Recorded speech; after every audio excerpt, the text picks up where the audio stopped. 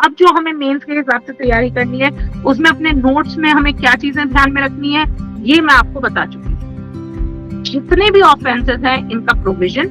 Essentials, सजा, खासतौर पे प्रॉपर्टी वाले जितने ऑफेंसेस हैं, बाकियों में अगर सजा याद नहीं आ रही है, लिखना गलत मत, केस लॉ ध्यान में बिठा सकते हो और ये सोच सकते हो कि अगर शॉर्ट नोट्स में आया तो मैं इसके बियॉन्ड कुछ और नहीं लिखूंगा, मुझे यही 4 हेडिंग में पूरे आंसर को कंक्लूड करना है। ठीक, इससे क्या होगा, आपका जो टाइम जाएगा वहां पे बैठ के स्ट्रक्चर बनाने में, वो पूरा का पूरा बच जाएगा। आपने अभी तक भी इस प्रकार से अपनी डायरी नहीं बनानी शुरू करी है, अपने रिवीजन के नोट्स बनाने नहीं शुरू किए हैं, और आप सोच रहे हो कि हम एक पूरा बैग भर के बेयर एक्ट और अपने सारे नोट्स लेके जाएंगे, तो आपको इतना टाइम ही नहीं मिलेगा।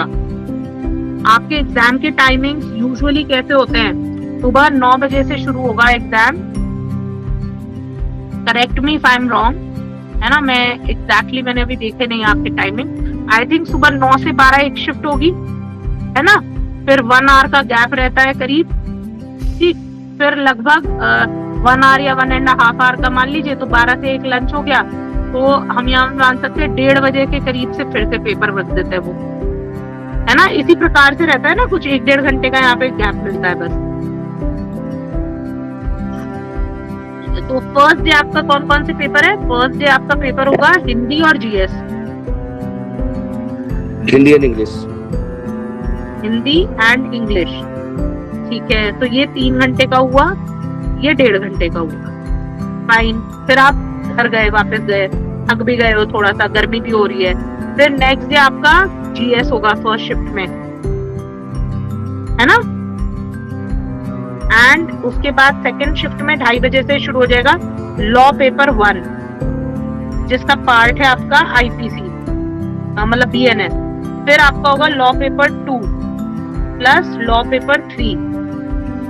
है ना, इसी तरीके से होगा। तो ये बीच में जो आपको टाइम मिलेगा, बेसिकली 1 घंटे का मानो, ये 1 घंटे के टाइम में आप खाओगे, रिवाइज करोगे, बैठोगे, आराम करोगे, नोट्स निकालोगे, क्या करोगे। इवन जब जैसे आप ये इंग्लिश का पेपर देके जा रहे हो, अगले दिन के जीएस और लॉ 1 को रिवाइज करने के लिए